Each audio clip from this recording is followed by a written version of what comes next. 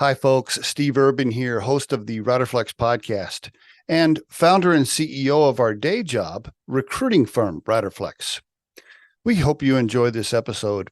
And as a reminder, please subscribe to the podcast for updates and news. If you haven't already, check out the series of books we've published on hiring, interviewing, and overall career advice titled The Riderflex Guide. And finally, today's episode is brought to you by Class 6 Partners.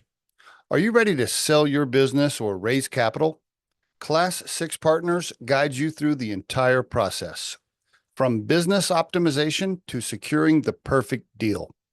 With over $3 billion in transactions, they turn your business dreams into reality. Visit class6partners.com to start your journey today. So, Nick, where are you today, my friend? That is a valid question. Today I'm in Nashville, getting ready headed to Oklahoma City. So right after this, I'll be headed off to the airport. And then after Okay. that, be in Norfolk. So Business just or another business, Tuesday. business or family in OKC? It's business, and so we do it with everything I got going on. It's most of our travels are around business, and then if we can take like a long weekend and that type of stuff, then we can turn it into family. But most of my travels these days are business focused. So I grew up in Oklahoma, What part? southwest of Oklahoma City, little town called Chickasha. And when I fly back, wouldn't it be nice if all airports were like the Oklahoma City airport? Not very many people, nice and roomy, not noisy, just easy to get in and out. It's like, wow, I wish all airports were like this. Yeah, that's in and outs. That one's good. Nashville's a bigger one, but you can still get pretty much in and out in that. And then some of my travels, Wrocław, Poland is also a very easy in and out one as well Really? that Oh, I'm wow. yeah. Were you, So what were you over there for? Over there for business? we've got a small engineering team over there, and I see. so I was out there visiting them, and it's a small region. It's like the third biggest city in Poland, Oh, and so it's a little bit of a route to get to, but the airport itself is a nice in and out, very quick and easy. that's cool. Where'd you grow up? I grew up born in Pittsburgh, so all my family is part of Steelers Nation, Okay. a long suffering Pirates fan. Okay. And but then when I was one, moved to the cornfields of Indiana, and that's pretty much where I grew up. All So right. Okay. yeah, cornfields in Indiana, basketball hoop in the front yard. If you ever read um, A Boy's Life, that was basically my childhood. So Wow. All right. yeah, and then after that, we moved to this closer to the suburbs. Dad got a job, so moved closer to the suburbs of Indianapolis. Um, Try to get as far away as I possibly could from home, and ended up going to college 20 minutes down the road. And then after that, after school, got shipped out to Charlotte, North Carolina for a bit, working with ExxonMobil, and then said, "We got an opportunity for you in Nashville." Said, "I don't want to go to Nashville." They said, "That's nice. You're going to Nashville." So I went to Nashville. Um, and then after a few years in Nashville, we ended up starting that's our home base, and then started up first business, which then translated into what we're doing at PaintJet. So Before that's what led me here. Okay, before we get into PaintJet, I'm just curious, what did your mom and dad do? And was there any entrepreneurial stuff The, in the, there? yeah, there was. My mom, she had her own art school actually. Um, and Okay. so very early days, she was working with that. I'd help her with odds and ends there. Um, Before that, she did some graphic design work. And then and then my dad was more traditional accounting, finance, controller, Okay. um, eventually, general manager, eventually CFO, those type of things. Okay, so dad's got the So executive experience, mom's got the entrepreneurial bug. Okay, a little bit. Okay, that's all good for you. Yeah. So, had two wonderful parents. Made Cool. sure I went to school, all that stuff. And then too, it's just like you're around that. That's your normal. Yeah. And Yeah. so it's like, okay, if that's my normal, that's kind of the expectation.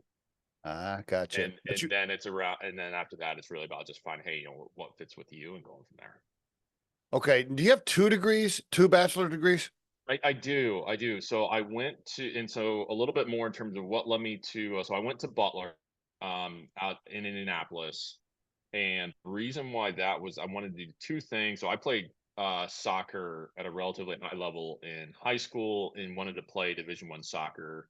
Oh, In college, I also, I'm just kind of mechanically inclined and knew I wanted an engineering degree. okay. And so I was like, okay, I want to play Division I soccer and I want to get an engineering degree. So whoever will let me do that, that's where I'm going. And the only place that would let me do that um, was in Indianapolis at Butler. The reason why that was the case is because Butler actually, when I was going there, they had like a 60-40 split, women to men. And so they were trying to even that out. And so they joined up with Purdue, and they had a co-op type program I see. where it was you spend a lot of universities have like a 3-2, but this was more of a, you start off taking one class a semester at Purdue's sister campus in Indianapolis. All your other classes are at Butler, and by the end of your 5 years, you have one class at Butler, and the rest of them are at Purdue. And Interesting. so you end up walking away with the Butler liberal arts degree and a Purdue engineering degree. Pretty sweet. Not to mention, you majored in what you wanted to do. You get to play soccer. And by the way, there's more chicks on campus than dudes, which is a plus. Yeah, it was it it was a fun gig. So Let me ask you, did you play all 4 years soccer? so I redshirted my freshman year. But I was on the team my entire career. Redshirted freshman year. We're supposed Good to for you. redshirt my freshman year. Ended up through injury, had to play a little bit. Then was able to redshirt my sophomore year as a goalkeeper. And so it's a thing. It's Wow. like, hey, there's only one spot on the field, and they're going to play 95% of the minutes. And so since I was there 5 years anyways, just due to my degree, it's like, hey, let's try and be eligible my last 3 years. Okay. And then was back up the following year and ended up kind of beating the other guy out at the end of the year. Next year was starting, and then the last year was starting, then got injured, and the other guy played really well after that. And so by the Okay. time I was back, that was pretty much that. Yeah, but But it was still, I also mean, pretty. but just to pause, I mean, you're going to Butler, you're playing Division I sports all 4 years, majoring in engineering. As a recruiter, right, that hires talent, anytime I'm interviewing somebody that played college sports for 4 years and probably also, by the way, had a part-time job of some kind and majored, I mean, it just tells me so many things: work ethic, teamwork, coachable. I mean, you name it. There's just so many things when I see that on a LinkedIn profile. Nothing against folks that don't play sports, but if you're in a high level activity while you're in school, especially Division I, like it's a big deal. It's a big deal. I think there's there that kind of goes under the radar, that especially as we build our teams and we work with other uh, highly capable candidates, or capable individuals in the corporate world, is being in type of an area where everyone's competing for one or two spots, and you may not get the spot, but you still need to be a professional and support your teammate. I think that really goes under the radar in terms of a valuable skill set to Mhm. have. Totally agree. Because like in corporate or in the job, like, hey, there's only one GM, there's only one CEO, there's only one CTO. But there's a ton of talented people. If you've got the right organization, you got a ton of talented people that multiple people could be in that role. Good point. And if you're always used to being the person that's in charge of it, and all of a sudden you're not, and you've never dealt with that before, it can be tough. We've seen a lot of people not be able to handle that, and then they get a bad attitude, and then you start, having your own little side clicks, and then it starts festering, and he's like, all right, we gotta clear it out and start all over. So just, and that's the thing, that if you've been in that environment, like in your late teens, early 20s, it's kind of something you take for granted. Mm-hmm. And I think that's one of the things that I've really seen. It's like, hey, I just assumed this is how people went about their business, and it turned out to not be the case. And it turned out to not be the case. And so now it's something that was like, hey, how do you deal with, someone else has your spot, but you got to work with them, and you got to live, and you got to maintain this healthy culture. And how do you deal with that? Yeah, great point. Great point. All right, so before I ask you about ExxonMobil and stuff, now, what's your status right now? Are you married, kids, single? What's your situation? Yeah, so I'm married, 2 kids. We've got a 6-year-old daughter that we were lucky enough to have on our own, and then we adopted he's about 1.5 now, a little boy. So really fortunate with him as well. So that's cool. no, do you mind me asking, why did you adopt? Was there a specific reason? So it started out, my wife had always wanted to adopt, and I was fine with that. We tried to have, our first pregnancy was really tough, and then there were some complications after that, which made it impossible to have kids. We tried, I see. For a while, and then after that, after 2-3 years of trying without, we went through, I think, like 13 miscarriages, something like that. Oh my God. It was a lot. Yeah, Damn. it was a lot. And not the easiest thing to go through. Wow. And it's way easier on me than it was on her. Well, your wife's tough. She's tough. Yeah, she is super tough.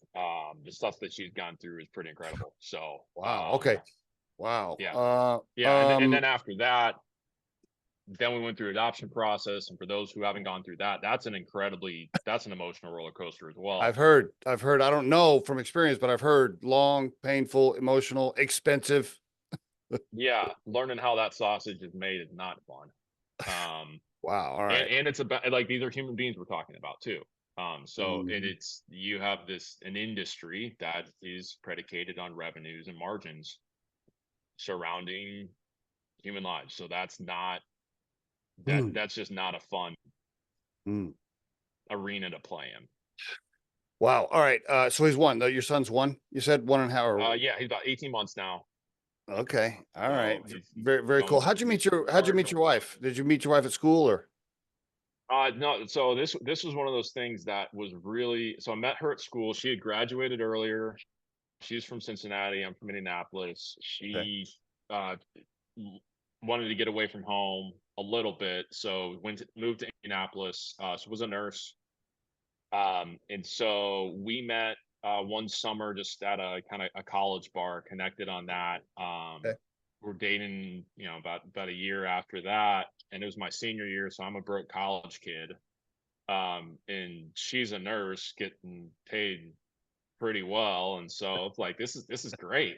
Like, she's buying. Yeah, she's buying, picking up the checks. We're going to nice restaurants. I don't have to pay for anything. And then I got a job with ExxonMobil, and those tables turned real fast. And you had to move. So then what? Did she move with you? Did you guys get married before you moved, or what happened? So that was so I got my job with ExxonMobil, started in June. You got 4 months of training that you go to outside of DC. Her lease was up, so she was actually living with my parents, but I wasn't there. And then after 4 months, I get sent to Charlotte, and we have a discussion. It's like, okay, so she comes with, Not married yet. we ended up Not married yet. not married yet, not engaged. Little consternation to my parents. We eventually get engaged, in so we move in, I think, like November, December, and then we get Because engaged. your parents are old school Indiana, salt of the earth. Like, hey, we don't live together before we Yeah, get married. no, we're a Catholic household. Like, this was Yeah. not a I, very yeah. popular thing with the families. But they liked her, and they liked her All dog, right. which had lived with them for Okay. 4 months. And neither one of us are the easiest people to get along with. And they're like, well, there's one person that can stand this guy. This is good. That's good stuff. Okay, so So then, yeah. So she comes yeah, to Charlotte. She comes down to Charlotte. yeah. So she comes to Charlotte. We end up getting engaged in February. Um, get married about a year ish plus later. Which the year of engagement was definitely more difficult than any year of marriage. What, just It's the wedding planning and all that? no, it's just like we're two very strong-willed people. She's Oh, clean, so I'm messy. you're both type A, pretty driven, huh? Both. Yeah, I think we if you probably heard of like Enneagram, that type of stuff. Yeah. You heard of that? Yeah. Okay, so we're both eights. Um, and it's like when you look at match making, it's like it's either going to be a volcanic explosion or you're going to build an empire. And so there's a lot of explosions throughout this. But you've learned Um, after each explosion with a new wound, you're like, okay, now yeah, I know, and I know how to. yeah, it's you learn how to work with each other, and so that's like I said, the first year together alone, living in the same house, not a ton of friends. That was tough. So if we got through that, That's then good, man. everything Good else stuff. has been Good. relatively or comparatively easier. I say it was easy, but it's easier than that. Yeah, yeah, totally. I marriage is we could do a whole podcast on it. As I know one thing for sure, I have grandchildren now and I'm 57, but I tell my boys all the time, and my sons are roughly your age, and I always tell them, I'm like, look, here's the deal. I have a pretty simple formula. It's like, just don't argue over the small stuff. Like the small, it's the just look, if she wants the couch against that wall over there, and you think the couch being against that wall is dumb, like, just who cares? Just don't. This is small. She wants purple curtains. Okay, honey, sounds good. Whatever makes you. I don't the small stuff. Just let the small stuff go. I just tell them now. If she wants to go out tomorrow and buy a new car that you haven't really talked about, okay, now that's a different, different conversation. But the small stuff, like whatever, I just don't argue it. It helps so Yeah, much. so I haven't heated that one yet. And so it's the small stuff can turn into big stuff. And so first it's the curtains, and then it's the car. Right. That's true. So, but Oh no, man. we Uh, definitely learned over the past I think 12, 13 years now. 12 years. So Okay, very good. yeah. So you're at Exxon. You're having a good Mhm. career. You're moving along. You're working for one of the most powerful companies on planet Earth. You're Mhm. probably making good money. And what one night you come home, you're like, hey, honey, I think I want to buy a franchise. No, not quite. I had always wanted to start something of my Okay. own, like going back to college. That was all, Okay. I got the degrees that I got. Like I got an econ degree because I knew I needed this education. I got the engineering degree because I knew I needed the technical skills, and then I took the position at ExxonMobil because I know I needed it to improve my sales skills as a CEO. Okay. All right. And this was a great opportunity to do that. Good company, um, take Yeah. care of you financially. Could have stayed there for 30 years, and that would have been that. Yep. But it was also, it's like just what I wanted to do with my life and what ExxonMobil wanted me to do with my life were two different things. Okay. And so after 5 years, it was my wife and I were getting ready to have kids too at the time. And that's a piece where it's when you've got kids, it's not about you anymore. It's about your family. And so things like salary, healthcare, pension, like that stuff matters when you've got a kid. Mm-hmm. And so it was, hey, if we're going to do this, we got to do it now. And so looked at a bunch of different options, whether it was buying a small business and kind of like a turnaround situation, starting something up from scratch, or starting a franchise, and ended up settling on a CertaPro Painters franchise because it was the most likely I'm going to create the platform that would then go let me create the next business. It was always intentionally, it was the first business, not the last one. And so how Can we pause right CertaPro there? works. Can we pause right there? Yeah. This is a great point for. I really want to dive in on that just a little bit because so many aspiring entrepreneurs listen to the show. I highly recommend that move if you have the capital to do it. If you've never owned a business, a lot of times it's a great move to do a franchise first, right? Because it's a little bit plug and play, maybe not all the way, but it's a little plug and play, great learning ground. There's so many things you can do to kind of cut your teeth as a business owner, but the brand, so to speak, is already kind of established, which is the most difficult part, I think, is actually getting a brand off the ground that people actually know about. And so if you get a franchise and then you work it for a few years, and if you sell it or cash out and then do your own thing, it's a great move. And I just want to really emphasize that. So so I cut you off, but I just wanted to kind of dive in there for everybody. If you're thinking about it, if you can do a franchise first and it makes sense, sometimes it's a really good move. Yeah, no, and the way we were looking at it, it was, me personally, it was, hey, first time business owner, you're going to make a ton of mistakes Yeah. regardless. I didn't feel comfortable doing that on someone else's dime. That needed to be on mine. Um, and so that's really what it's like, hey, we do this, we learn a ton. Yeah. You grow it, and how it really works with CertaPro is basically you start from 0, grow it to 1.5. You can continue growing it, or you can bring in a GM and I see. they can run it for you, and it'll spit off a little bit of cash, and you can go do the next thing. That What was did always kind of. what did CertaPro Painters do? What was the exact service, if you don't mind? So it was painting services. For So residential, commercial? Okay. residential and light commercial painting Okay. is what we did. Okay. And so that was really, that was my entry into the space. And it's like All the right. process is you take people that have never been in construction and you teach them how to run a specialty contractor business. I see. So it was really helpful in that. And then also just really opened me up to the construction space and Yeah. Mm. the labor shortage that's rampant through the industry. Skilled trades And skilled then, trades in general. yeah, like construction, it's like, I mean, it on the surface, it's actually pretty straightforward. Like, do you want to be out in the summer working 60 hours a week in 90-degree heat with 80% humidity? Do you want to do that for 30 years? No, probably not. So like there's a reason why there's a shortage here. It's so, okay, let's just take a pause for a second. By the way, we could do a whole podcast on the shortage of skilled trades. We could do a whole show.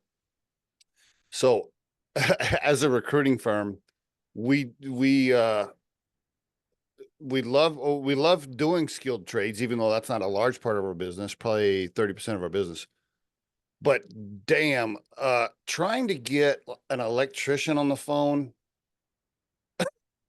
good luck, right? No, Good and it's good luck. and that was the thing. It was just like, hey, we're just gonna be a professional. That's it. Like we're gonna be a professional. We're gonna treat people with respect. We're gonna guide you through the process. Like just basic stuff. Yeah. Yeah. And because there's a labor shortage, if you can just do that, like you're so much farther ahead than everyone else. That's true. Yeah, very, very, very true. So did you find it very challenging though at first to find guys that would actually show up and paint the house?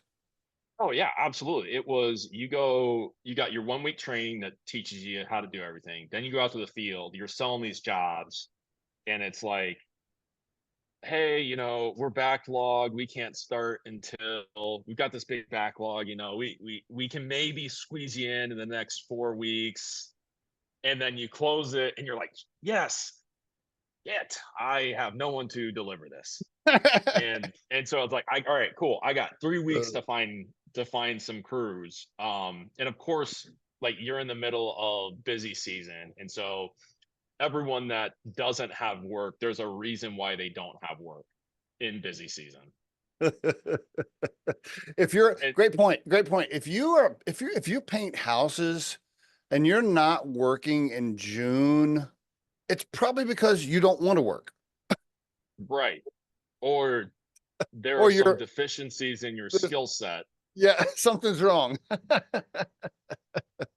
And so those like that very first month of production where you're just, it's nothing but issues, and you're just spinning through crews. And then you find a good one. Then it's like you've got your sales up, and you can start saying, hey, we can offer consistent work. The thing that I made is like, listen, I guarantee you, no matter what, I'm going to pay you for what you do. We may have a agreement, because it's just like in construction, people get stiffed all the time. Yeah. And it's like, hey, my first priority, I'm going to make sure you get paid before I get paid. Were these all 1099 guys? Were you running all 1099? Yeah, they're all 1099s. Yeah. Okay. All right. But in this stuff, what ends up happening is if you can just keep them busy, you tend to make up the majority of their annual revenue. And you're also like, hey, bro, don't fuck up my reviews. Don't mess up my review score, Johnny. Well, it's like, hey, do you guys want to sell? Do you want to do marketing? No, you don't want to do that stuff. You just want to paint. So here's the deal. I'll get you jobs. I'll get your schedule booked. You just go and take care of the customer. And if you have issues, let me know. And Yep. And for the right type of painter with their like a small family crew, or even just like them and their buddies, like that can be a good setup.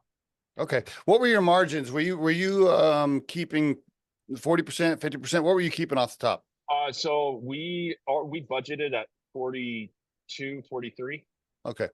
Yeah. And so, we're looking anywhere on commercial stuff, we'd probably be around 35.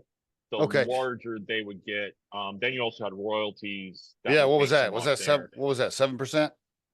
It was like 5%, and then you had a 3% general advertising. So essentially it was 8%. Yeah. Okay. All right. So you had it for 5 years. Did you make money when you sold it, or you just got out and broke even and started your own thing? Walk me through the transition. Yeah. So it was a piece where I also started off with a pretty poor initial financial structure that hamstrung us for a while. This was a bad, very poor decision on my part.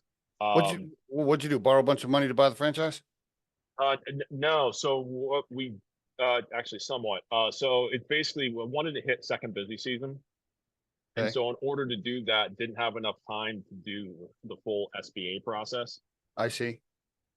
And then so we ended up doing, and by we, I mean me, ended up combination of my 401k and then some credit card stacking.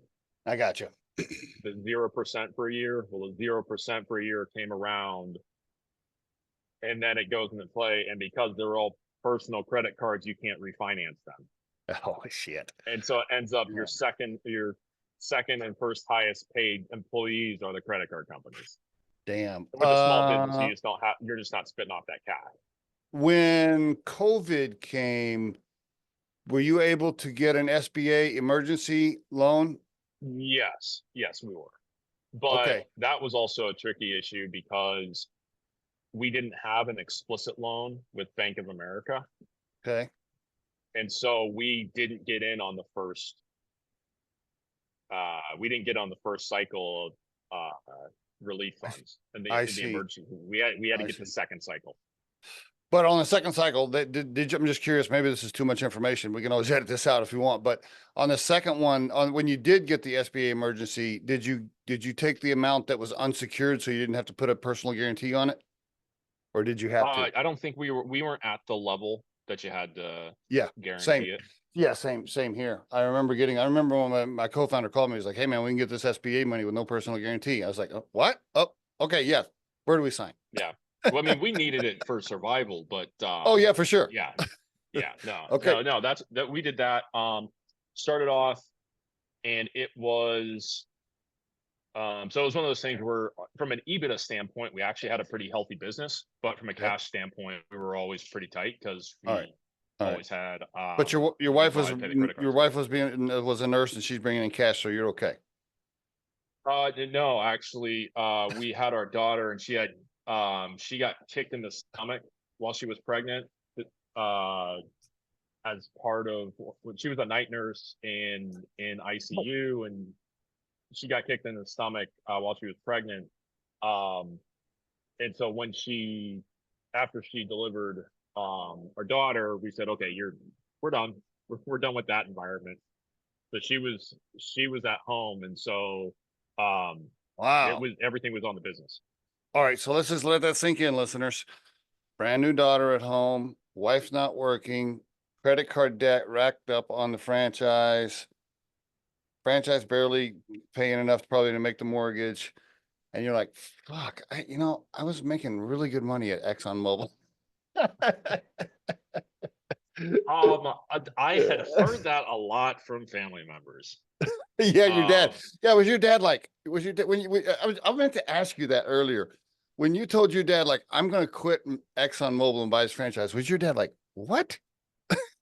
Um, I had been talking about doing stuff like this for a while, Okay. so I don't think they were super happy about it, but they kind of understood that, Okay. Yeah. like, That's also as a good. parent, like, you just want your kids to be happy, Yeah, sure, and sure, so sure. they knew I needed to be moving forward in a different direction, Okay. anyways. All right. All right. All right. So, Anyway. All right. So you fast forward. So you when you got out of the franchise, I'm just curious. Did you get out clean? Did you make anything? Did you break even? How'd you do it? yeah, no. So this was in the, and this was the other part too, is while we're doing the franchise and we're going through all this stuff, we also, that's when I started up PaintJet as well. On the side. And yeah, on the side, we had a large warehouse we were painting. I had to fire the crew in the middle of it because that just happens. That experience resulted in the first iteration of PaintJet. And Okay. so All we right. had the first iteration of the robot, and I was kept on pushing that, and of course the family's like, all right, you need to focus on the business that I could see that. matters and pays all the bills. Yeah. And I'm like, no, you don't understand.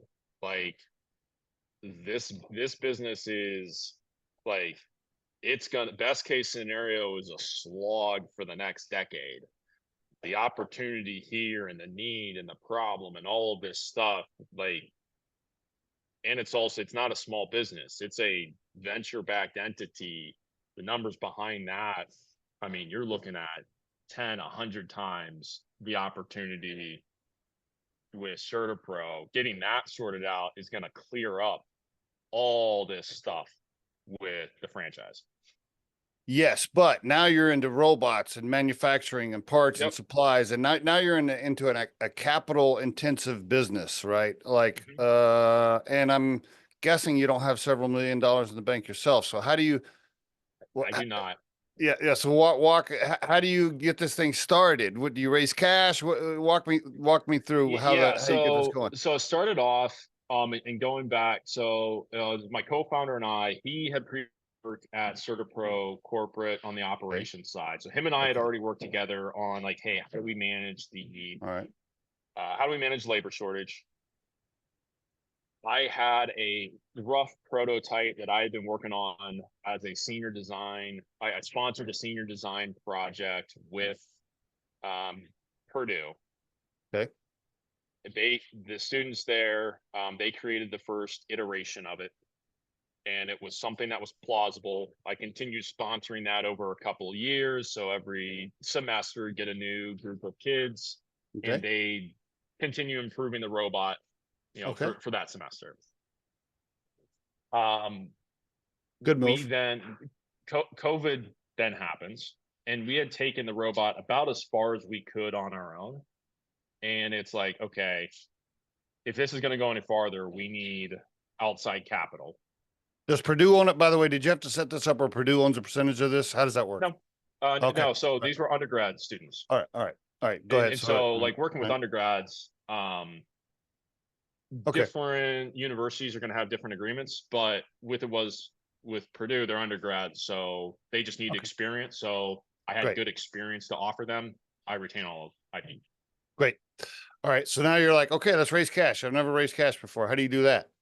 Right. So it's, you go out, you go to angel groups, and you'll do some Googling. You've got venture firms. You say, well, just go find a high net worth individual. Yeah. It's like, yeah, just go find one. It's super easy. You just take them out to dinner. Yeah, so you have no idea on that. So you're just basically like calling around, and the technology we had was like bits and pieces. I mean, it was just absolute garbage. And so it wasn't going to raise any money on its own. And what did you have, like a little PowerPoint or whatever? You're like, hey, here's our deck. Yeah, and of course it's trash too. And so good. Eventually it's like, but I also had this other business that was like paying my mortgage and all this stuff that needed focus on it. But then COVID happened, and I had to furlough everyone. And it's like, well, the business ain't gonna do anything.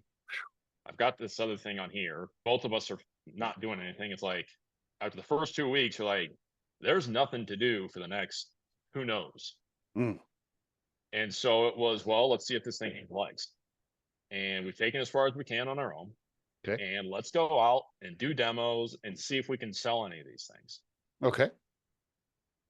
And it was, so my co-founder and I, we jump in my CertaPro Wrap vehicle, we get a trailer, and we go, and it's this second wave of COVID. Like everyone had kind of opened back up, and then there was the second wave, and then everyone's shutting down. And we're getting chased across the US by COVID shutdowns from Arkansas to Texas.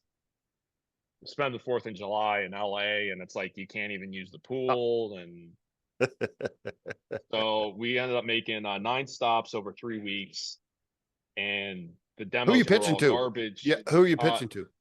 I'm pitching to other painting contractors, some CertaPro painters. I see. Because your pitch is, hey, I know you can't find humans to do this shit. I got this robot that's going to do it for you. And yeah, that's basically what it was. And we were taking deposits. Okay. And it was a small deposit. It was like $1,000, but it's not nothing. And we go into it's like the demos themselves are garbage. The technology doesn't work. They're clunky. But every time we go into an office, we walk out with a deposit check. Okay, that means you got some sales skills, people skills. Well, it's the way I like to think is like the problem that we solved was so visceral. I see. That people were giving us money just hoping that we could solve it. I see. Okay, I could see that actually with the skilled trades. Okay, got it. All right. Like that if we're doing that, we had something real. Okay, very good. And then so we come back from that, and that's really when we make the decision to go all in. Okay. I brought my team back early from furlough, and it was basically like, okay, you have to run it now. Team, you got to run the business now. I'm gonna go do this. You're gonna run it. Okay. And they did really, really well. Great. And so that was the funding. Basically, you were using cash from the franchise to get this other thing. I took $100,000 out of CertaPro that didn't have 10 to give. Okay, very good. I got it. I totally understand. All right. And then we took those early contracts, and it was another thing where it was all about selling the widget and selling the robot. Okay, very good. Now's probably a good time. Let's stop right here. A pause. PaintJet.com, by the way. PaintJet.com. By the way, was PaintJet, the URL, was it available right when you started the business? So the reason why we're called PaintJet is PaintJet.co was available, and it only cost $4,000 to get the app. So it was Okay. We paint stuff. Jets are fast. The URL's available for pretty cheap. I guess that's going to be our name. Okay, got it. All right, very good. All right, so will you give the listeners the 3-minute overview of PaintJet right now as it stands? Go for it. Yeah, so at PaintJet, we are an industrial robotics company that focuses on large scale industrial painting of warehouses, ships, and oil and gas tanks. We are one of the things that's different about us versus a lot of robotics companies is that we're vertically integrated. So that means we own the entire process, which allows us to work with our customers in a way that doesn't change their process at all. And when you say they own everything, you mean you own the software, the equipment, all of it. We sell painted square feet, which is exactly how they currently buy this service. And so we just focus on areas where we can use our robot for the majority of the project. I see. If there's little odds and ends, bollards, railings, doors, those type of things, we paint those the way we have the traditional methods because that's part of our core competency. But our big thing is, listen, we use robots to paint big stuff. Big stuff. Yeah, big 1-2 colors, monolithic structures, all the stuff that we have to paint and maintain that we don't think about. Very good. Very, very good. Oil tanks and ships. Okay. All right. Did you all right, thank you very much for that. Did you take advantage of your connections at Mobile Exxon to call and say, hey, I can paint those tanks? We have not. We actually just entered in that space recently. Okay. So that's all right. That's ExxonMobil is not your early adopter. Yeah, I could see that. How much cash have you raised? Can you share? We've raised just under 17 million. Okay, and is the 17 bulk from one VC firm or one angel or one family, or is it you got 90 people on the cap table? Or what's it look like? No, I think we've got a pretty clean cap table, but I think it's around we've got around a dozen, which is pretty clean for that amount. We're really lucky with the customers that we've got, or the partners that we've got. Okay. That have been incredibly supportive. No PE, just VC and angels. No, it's just VC. Okay. But one of the things that we're really lucky with is that they are completely aligned with our approach in terms of owning the service. Great. That's that can be off-putting to a lot of firms. But we also saw that if you own the service, you have a tremendous amount of upside and opportunity just in terms of how large the business can get. Yeah. Right. When you're looking at one of these oil tanks, it's $250K a pop. And we're painting, and in North America, we're painting 3,000 of them every single year. Like you can. Wow. Okay. Well, I was just about to ask you what, can you give revenue projections for this year? Do you want to share or roughly? No, not going to share those numbers. Okay. Not, all right. Are you still, well, how about this? Are you still, in the cash burn phase, or are you already at profitability? We're still in the cash burn phase. We're looking to be EBITDA positive, kind of cash neutral middle of next year. Okay, very good. Good for you. How many clients? We got over a dozen customers. Okay, very good. And it's recently we switched from a national distribution to local models. What do you mean? So when we first started, it's, hey, we'll take any project anywhere. Oh, I see. And just with traveling expenses, equipment, all that type of stuff, that becomes pretty difficult to scale.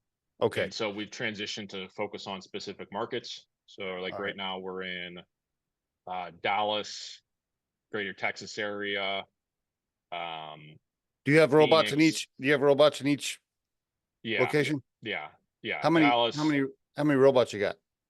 We got 3 right now. We're getting ready to do another shipment of our next iteration, which we got some cool video coming out. Did a man versus machine race stuff. That'll be coming out year end. Okay, Dallas and where else? Dallas, Phoenix, and Norfolk, Virginia. Okay, all right, very good. Any reason why you're focusing on those 3 markets first? So Norfolk, Virginia is right by Norfolk Naval Shipyard. And so there's some DoD applications on that front. There's also some R&D collaborative opportunities as well, and it's just you have to be there. Are you And then GSA? Are Dallas, you GSA approved or whatever? Or for government stuff? I don't know how that works. no, yeah. So we're set up in SAMs and cages, but it's actually, if you go through it, we're actually a sub-tier contractor, Okay. not going through a prime. Um, it's a little convoluted, Okay. which is, yeah, it's just part of the process and one of the reasons why we haven't fully focused on that area. Yeah, That'll be right. a bigger part of our plans in 2025, 2026. Okay. It's just a longer process. Yeah. What's your co-founder's name? Steve Wozlowski. Steve. Okay. Are you and Steve together? You may not want to share this. You've raised 17 million. So I'm wondering, do you and Steve still have 51% together, or did you have to give up control of the cap table? No, you give up control pretty quick. And the other thing too is that anytime you raise money, typically all major decisions have to get approved by preferred stock, and most of your stock gets converted to common, which means for like the big M&A type stuff, those type of decisions, while you are very influential, you don't have final decision on that type of stuff anyways. Well, I get this this comes up a lot with a lot of entrepreneurs who've been on the show. Can you talk about the the moment where, because I know the 17 million probably didn't come all at once, but No. at some point that there was a raise where you knew, like, okay, here's the moment where we give up control, right here, right? Was that tough for you emotionally, or were you like, whatever? I mean, I think it was. It's ultimately like if you're raising a lot of times, it's because you got to survive. Yeah. And if it's you survive or give up control, like you survive. better to be alive and part of the team than be in full control of dead. Yeah. So it's and then it's too, it's you just bringing on value added partners that are to help you grow and expand, and it's like you can own 100% of something little, or you can own 10% of something big. And the other thing too is that you just, when you start getting in that arena, the caliber of people you deal with on a day-to-day basis is just totally different level. Your normal just becomes worlds different than where you were before you Great point. introduce yourself to those people. Great point. Yep, great point. Okay, very good. PaintJet.com. Is that where everybody should go? Anything else you want to mention? Or is there anything else for contact you want to mention?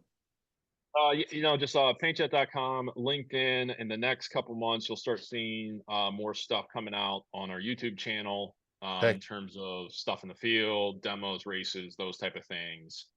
Okay. Yeah, there's more to come on that front, especially as we enter these new markets. Last couple of minutes here. I just, and we could do a whole show on this. Apologize, I didn't leave more time for it, but I am assuming you are you're watching the AI and robotics movement, obviously, very closely. Yep. I am as well as a recruiter, because it is going to affect the workforce, already is affecting the workforce and jobs, et cetera. So I'm watching it. I'm reading all the books. I'm watching all the podcasts. I try to stay on top of it. I listened to Brett Adcock, I think, is the CEO of Figure, the robotics company Figure. I listened to that whole interview he did with Peter something. Anyway, I try to stay on top of it. What are your thoughts, Nick? Are we? There's so many predictions with AI and robotics, right? There's so many. It's once over here, wait, like, oh my God, they're going to take over the world, or no, we're going to live in a world of abundance and it's all going to be fine. I mean, it's all over the place. Where are we headed with robotics? I mean, do you think, let's specifically target humanoid robots. Do you think humanoid robots are going to flood the market in the millions and eventually do a lot of these trade skills? Do you see that coming? I think it's increase of probability has increased in the past couple years to a point where it's like, I just think there's too many challenges. There's too many one-off things. Okay. You've got too many process flows that need to be automated. And there's still a lot of experience share that is tough to translate. And you just Okay. have like a lot of one-off things specific. And I'm really looking at it more from a construction standpoint. Like I'm not Okay. looking at it, Right. Yeah. the general world as a whole, lawyers, medical, that's not what I'm looking at. I'm looking at it from a construction standpoint. Okay. And I think it's will be human assisted AI and robotics, not human replacement. Okay. Yeah, it is really where I see it going. Let's do a real world example of that really quick. Let's say you're on a construction site and you have a painter and he's touching up the painting. Do you see the humanoid robot being a device like the painter says, hey, go get those other buckets of paint and stack them over here? That kind of a thing? Mm-hmm. Yeah, it'll be stuff like that. It'll be material handling, but stuff where it's like, hey, you've got to mask off this specific area and it's got this type of texture on the surface with this type of adhesive. The training you have to do something as kind of menial as that, I don't think you're going to get your cost out of that training protocol. Okay. And like, there's a whole bunch of other stuff that you would rather be training the robot to do than something is like that. I see. Whereas you can just talk to a person and say, hey, go put tape on that seam over there. They go straight up and down. Gotcha. Run your hand over it and it'll get done. It's like, oh, and there'll just be a lot of kind of edge case scenarios that you'll naturally process as humans that are more difficult for robots to process. Can they do it? Eventually, probably, but you have to look at all the one-off scenarios that have to be trained. And there's just so many of those on a dynamic construction site that it's gonna be tough to do it in its entirety. Can you do it in big places? Yeah, absolutely. But one-off, it's gonna be tough to get full autonomy. Do you also think there'll be pushback because if it starts to eliminate jobs, people will start pushing back, and then regulation will come into play for things? And do you see it getting messy there?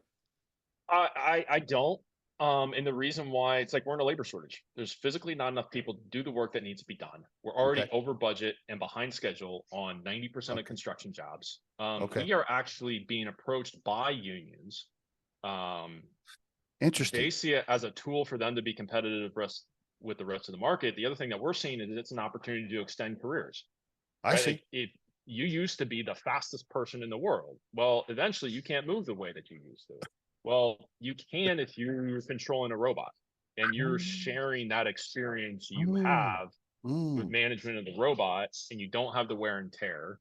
And you're looking at it's like, hey, instead of having to retire at 50, you're able to retire, 60, 65, and you're able to increase your earning potential because we pay on output. And if you're going to be that much more productive, then you can increase your earnings. Very good. Good outlook. So overall, you're optimistic as to how AI and robotics can continue to help us as humans and in the workforce. You feel positive about where we're headed. Yeah. I'm definitely, the challenge is really what's the process to integrate these technologies into because the other thing you do is like your best painter with robots is not the same as your best painter without robots. Right? Your best painter with robots is more of a general communication, general leadership. How do you plan? How do you like process management? Your best painter without robots is the one that can paint the most, the fastest, at the highest quality. Wow, great point. That's a great point. Well, I could have you on the show for another hour just talk about AI and robotics, but PaintJet.com. Nick, congratulations.